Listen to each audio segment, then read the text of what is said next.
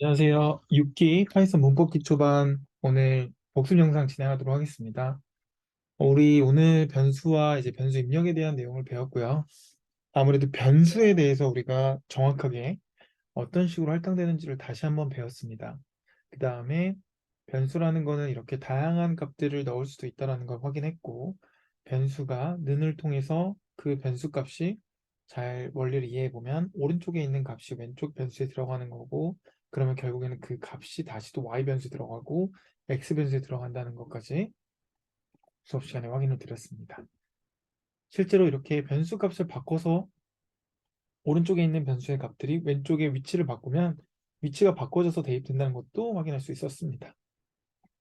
변수의 좋은 점은 변수를 가지고 우리가 계산을 바로바로 할 수 있고, 변수에 들어간 값을 기준으로 여러 가지 값을 우리가 더하고 뺄 수 있습니다.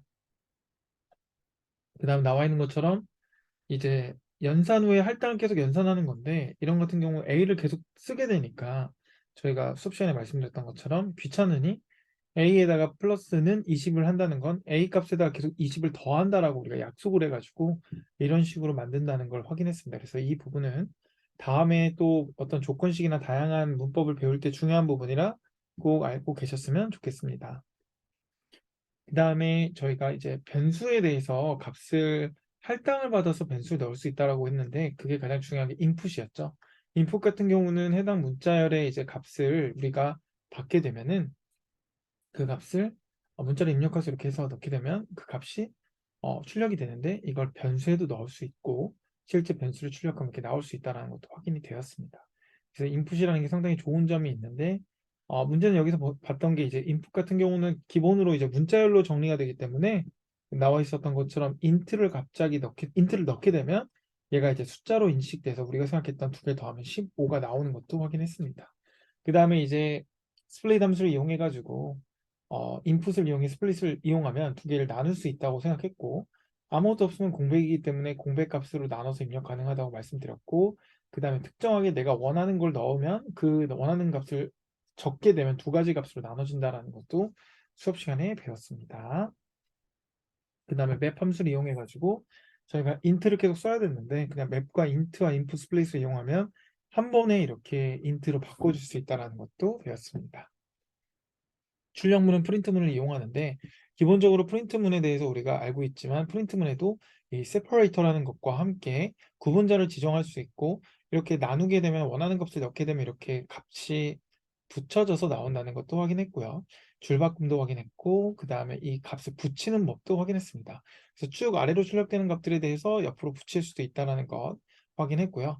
그 다음 불림값, 참과 거짓에 대한 값이죠. 이거는 저번 첫 시간에도 공유드렸지만 불림 값에 대해서 이렇게 나올 수 있다는 걸 확인하면서 이게 이런 식을 기준으로 했을 때 참거짓이 나오고, 그걸 가지고 우리가 논리 연산자를 진행했는데, 그 전에 이제 이수에 대해서는 제가 수업 시간에 설명했지만 얘는 값을 비교하는 거고 얘는 어떤 객체에 대한 자료형을 비교한다는 개념으로 생각하시면 될 것 같습니다. 자세히 잘 나와 있으니 한번 확인해 보시면 좋을 것 같고요. 그리고 이제 중요한 거는 우리가 이번 시간에 배웠던 게 바로 논리 연산자였죠.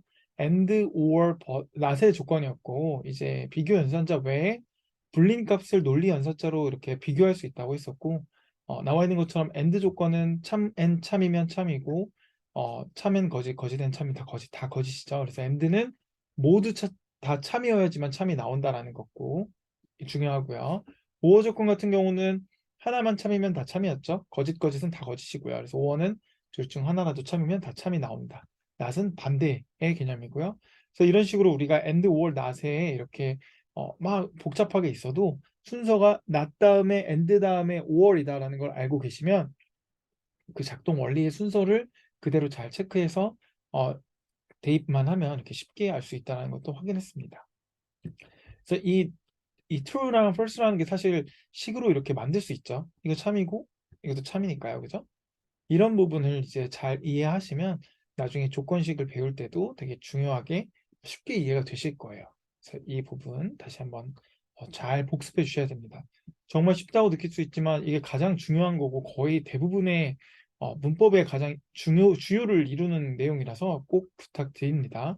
그냥 복습까지 이제 저희가 말씀드렸죠. 그래서 제가 정리해 가지고 카톡방에 공지 드리도록 하겠습니다. 오늘은 여기까지 진행하도록 하겠습니다. 감사합니다.